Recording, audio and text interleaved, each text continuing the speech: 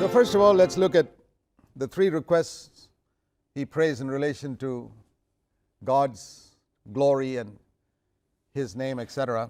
దేవుని మహిమ గురించి దేవుని యొక్క నామం గురించి ఉన్న మొదటి మూడు విన్నపాలను మనం చూద్దాం.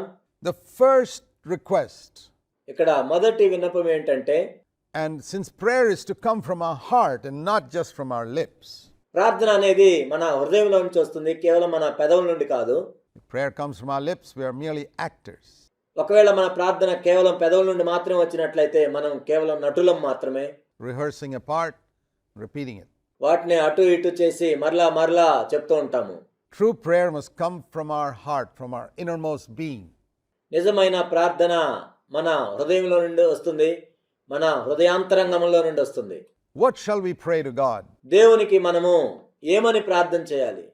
We are to say, Lord, the deepest burden in my heart, my number one request is that your name should be respected. ప్రభువా, నా హృదయాంతరంగంలో ఉన్న భారం ఏంటంటే నీ నామము గౌరవించబడాలి, Treated as holy, నీ నామము పరిశుద్ధముగా ఎంచబడాలి, glorified మహింపరచబడాలి. on earth, and especially in the land in which I live. ఈ భూమి మీద మహింపరచబడాలి, ముఖ్యంగా నేను నివసిస్తున్న ఈ ప్రాంతంలో మహింపరచబడాలి. The country in which I live, the town in which I live, I want your name to be glorified.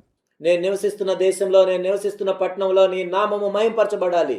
My dear friends, my dear brothers and sisters, నా ప్రియ స్నేహితులారా, నా ప్రియమైన సహోదరి సహోదరులారా, if you will only change the way you pray from now on, from today, ఈ రోజు నుండి మీరు ప్రార్థన చేసే విధానాన్ని మీరు మార్చుకున్నట్లయితే, to put the glory of God's name first, నీవు చేసే ప్రతి ప్రార్థనలో కూడా దేవుని యొక్క నామానికి మహిమ రావాలని నువ్వు ముందు పెట్టినట్లయితే, in everything that you pray, that is the deepest burden of your heart, నీ హృదయాంతరంగంలోని ఎంతో భారము అదైనట్లయితే, you will find your whole life has changed because your prayer will be now God-centered. నీ జీవితం అంతా కూడా మార్చబడటాన్ని నువ్వు చూస్తావు. ఎందుకంటే ఇప్పుడు నీ ప్రార్థన దేవుని కేంద్రంగా ఉంటుంది. All prayers of most people in the world, of all religions, is man-centered. ఈ లోకంలో ఉన్న మతములన్నిట్లో మనం చూసినట్లయితే ఏ ప్రార్థన అయినా సరే మానవుని కేంద్రంగా ఉంటుంది. We have a man-centered gospel today, మానవుడి కేంద్రంగా ఉండే సువార్త ప్రకటించబడుతుంది. which is not the true gospel. అది నిజమైన సువార్త కాదు. The true gospel is God-centered. God wants something from us.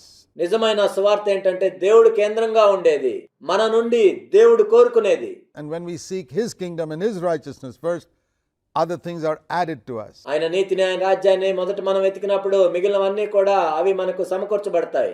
But a gospel that teaches you to seek for these other things first is a false gospel. కానీ ఈ మిగతా విషయాల్ని మొట్టమొదట చూడమని చెప్పే సువార్త తప్పుడు సువార్త. And if you seek those other things first, naturally when you pray, you'll be praying for a car and a house and మిగిలిన విషయాలను నువ్వు మొట్టమొదటిగా వెతుకుతున్నట్లయితే నువ్వు ప్రార్థన చేసినప్పుడు స్వాభావికంగా ఏమొస్తాయి అంటే కారు గురించి వస్తుంది, ఇల్లు గురించి వస్తుంది, so many other things. Health is a good thing, మిగిలిన విషయాలన్నీ కూడా వస్తాయి. ఆరోగ్యం అనేది మంచిది, but even that should not be first. అది కూడా మొట్టమొదటిగా ఉండకూడదు. That people are dragging your name in the dust, never mind. ఒకవేళ నీ పేరు ప్రతిష్టలో మసకబారిపోతున్నట్లయితే, నీ పేరు చెత్తబుట్టలో వేయబడినట్లయితే దాని గురించి నువ్వు పట్టించుకోవద్దు. The name of Jesus is being dishonored in your city, in your country. కానీ యేసు నామము అగౌరవపరచబడుతున్నట్లయితే నీవున్న పట్టణంలో, నీ దేశంలో Be concerned about that. దాని గురించి నువ్వు పట్టించుకో. And let the burden of your heart be, oh God, my Father, అప్పుడు నీ హృదయంలో ఏ భారం ఉండాలంటే, నా దేవా, నా తండ్రి, never mind my backache and never mind my poverty ప్రభా, నా నడుము నొప్పి గురించి నేను పట్టించుకోవట్లేదు, నా పేదరికం గురించి నేను పట్టించుకోవట్లేదు, and never mind that these little struggles I'm going through. ప్రభా, నేను వెళ్ళే చిన్న చిన్న కష్టాల గురించి పట్టించుకోవట్లేదు. Let your name be glorified at any cost. ఏదేమైనా సరే నీ నామము మహింపరచబడును గాక. Such a man will find his backache gets healed and అటువంటి వ్యక్తి విషయంలో అతని నడుము నొప్పి తగ్గిపోతుంది, many other problems get solved అనేక సమస్యలు తీర్చబడతాయి. because God is trying to make us stand on our feet. ఎందుకంటే మన కాళ్ళ మీద మనం నిలబడాలని దేవుడు చూస్తున్నాడు. The whole world is full of people who are upside down. ఈ లోకం అంతట్లో మనం చూసినట్లయితే మనుషులందరూ కూడా తలక్రిందులుగా ఉన్నారు. And God's trying to make us stand on our feet. మన కాళ్ళ మీద మనం నిలబడాలని దేవుడు చూస్తున్నాడు. He didn't create Adam to walk on his head. ఆదాము తన తలతో నడవాలని దేవుడు సృష్టించలేదు. Spiritually speaking, the whole world is upside down. ఆత్మ సంబంధంగా మనం చూసినట్లయితే ఈ లోకమంతా కూడా తలక్రిందులుగా ఉంది. They put God down there and their own needs on top. That's what I mean by upside down. వాళ్ళు దేవుణ్ణి క్రింద పెట్టి వాళ్ళ సొంత అవసరాలని పైన పెడతారు. Their feet are on top. వాళ్ళ పాదములేమో పైన ఉన్నాయి, తలేమో క్రింద ఉంది. The Bible says the head of every man is Christ. Bible ఏం చెప్తుందంటే ప్రతి పురుషుని యొక్క శిరస్సు క్రీస్తు అయి ఉన్నాడు. Head should be on top. శిరస్సు తల అనేది పైన ఉండాలి. Isn't that how you walk? మనం అలానే నడుస్తాం కదా. Christ and his kingdom should be uppermost in our life, but is it? క్రీస్తు మరి ఆయన యొక్క రాజ్యము మన జీవితంలో ఎప్పుడు పైన ఉండాలి. No. It's the other way around. కానీ అలా ఉందా? లేదు, తలక్రిందులుగా ఉంది. The least important things are uppermost. అంత ప్రాముఖ్యం లేని విషయాలు పైన ఉన్నాయి.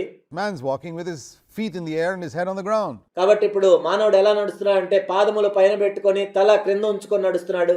And all that God is saying is, listen, that's not the way I created you to walk. కాబట్టి దేవుడు ఏమని చెప్తున్నాడంటే నిన్ను సృష్టించింది అలా ఉండటానికి కాదు. Straighten up, man. నీవు సరి చేసుకో. And when we straighten up, we'll find we can make much more progress. కాబట్టి మనం సరి చేసుకున్నప్పుడు మనం ఎంత అభివృద్ధి చెందుతాం. I'll tell you, any day you can walk a lot faster on your feet than on your head. నీ తలతో నడవటం కంటే నీ కాళ్ళతో నడిచినప్పుడు నువ్వు ఎంత వేగంగా నడుస్తావు. However much of a juggler you may be, నువ్వెంత గారడీలు చేసే వ్యక్తివైనా సరే, you can walk much faster on your feet. When you put Christ first, క్రీస్తును మొట్టమొదటి స్థానంలో ఉంచుకున్నప్పుడు నీ కాళ్ళ మీద నీవు వేగంగా నడుస్తావు. uppermost in your life, you'll find that your spiritual progress becomes amazing. అప్పుడు నీ ఆత్మ సంబంధమైన అభివృద్ధి ఎంతో అద్భుతంగా ఉంటుంది. It's true. I've experienced it. ఇది నిజం, నేను దీన్ని అనుభవించాను. Be concerned about God's name first of all. మొట్టమొదటిగా దేవుని యొక్క నామం గురించి నీవు ఆలోచించు. Let your name be glorified. నీ నామం మహింపరచబడును గాక. Think of the way the name of Jesus is being dishonored today. ఈనాడు యేసు ప్రభు యొక్క నామం ఎంత అవమానపరచబడుతుందో ఒకసారి ఆలోచించు. By all the false things people say about him, all the movies that are produced. ఆయన గురించి అనేక మంది తప్పుడు ప్రచారాలు చేస్తున్నారు. ఆయన గురించి అనేక మంది తప్పుగా మాట్లాడుతున్నారు. To dishonor his name, ఆయన నామాన్ని అవమానపరచడానికి, to say he was a homosexual, or to say that ఆయన స్వలింగ సంపర్కుడు అని చెప్తున్నారు. he was married, and all types of lies. ఆయన పెళ్లి చేసుకున్నాడు అని అనేకమైన అబద్ధాలు చెప్తున్నారు. His name is dishonored. Are you concerned about it? ఆయన నామము అవమానపరచబడుతుంది, దాని గురించి నువ్వు పట్టించుకుంటున్నావా? Or are you only concerned when your own name is dishonored? లేక కేవలం నీ నామం అవమానపరచబడినప్పుడే నువ్వు ఆలోచిస్తున్నావా? That's the reason why we are so slow in our spiritual growth. అందుకే మనం ఆత్మీయంగా ఎదిగే విషయంలో ఎంతో నెమ్మదిగా ఉన్నాం. Be concerned from today onwards that the name of Jesus must be honored. ఈ రోజు నుండి మీరు ఈ విధంగా ఆలోచించండి. యేసు క్రీస్తు ప్రభు యొక్క నామం మహింపరచబడాలి. Hallowed be thy name in my land. ఓ ప్రభువా, మా ప్రాంతంలో నీ నామము పరిశుద్ధపరచబడును గాక. Lord, let the heathen know that Jesus Christ is Lord. Let them tremble at that name. యేసు క్రీస్తే ప్రభువు అయి ఉన్నాడు అని అన్యులు తెలుసుకోవాలి. ఆ నామాన్ని బట్టి వాళ్ళు భయపడాలి. Let them throw away all other gods and trust in you, Lord Jesus. ఓ ప్రభువా, వాళ్ళ దేవుళ్ళందరినీ విడిచిపెట్టి మీ అందే వాళ్ళు నమ్మిక ఉంచుకోవాలి. Let your name be glorified and honored. ఓ ప్రభువా, వాళ్ళ దేవుళ్ళందరినీ విడిచిపెట్టి మీ అందే వాళ్ళు నమ్మిక ఉంచుకోవాలి. That is our prayer, that people will know the truth. మన ప్రార్థన ఆ విధంగా ఉండాలి.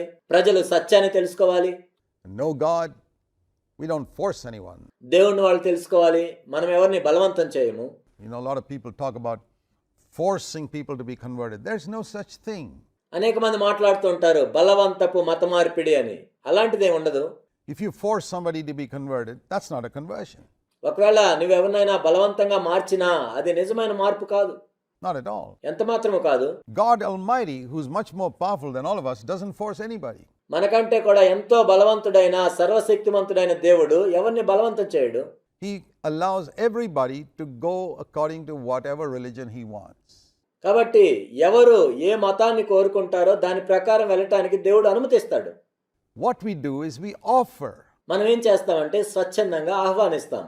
And those who voluntarily, joyfully, cheerfully ఎవరైతే స్వచ్ఛందంగా, సంతోషంగా, ఆనందంగా want to accept Christ క్రీస్తును అంగీకరిస్తారో without any incentive, without giving them money or gifts or any such thing, ఎటువంటి ప్రతిఫలం ఇవ్వకుండా, ఎటువంటి బహుమానాలు ఇవ్వకుండా, ఎటువంటి డబ్బు ఇవ్వకుండా, because they want to receive Christ అలాంటివేమీ లేకుండా ఎవరైతే క్రీస్తును అంగీకరించాలనుకుంటారో into their life because they feel Christ died for their sins. వాళ్ళ జీవితంలోనికి ఆహ్వానిస్తారో, వాళ్ళ పాపముల గురించి ఆయన మరణించాడని నమ్ముతారో, Those are the only ones. Those are the only ones వాళ్ళు మాత్రమే, అటువంటి వారు మాత్రమే దేవునికి అవసరం, whom God wants to receive Christ into their life.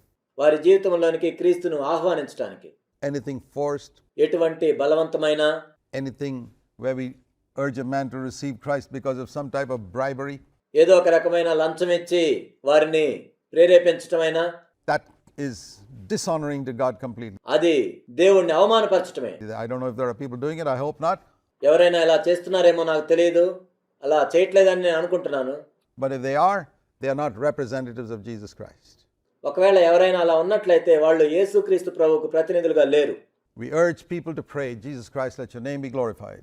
ఓ యేసుక్రీస్తు ప్రభువా, నీ నామం మహింపరచబడాలి అని ప్రార్థన చేయాలని మేము ప్రజలను కోరుకుంటున్నాం.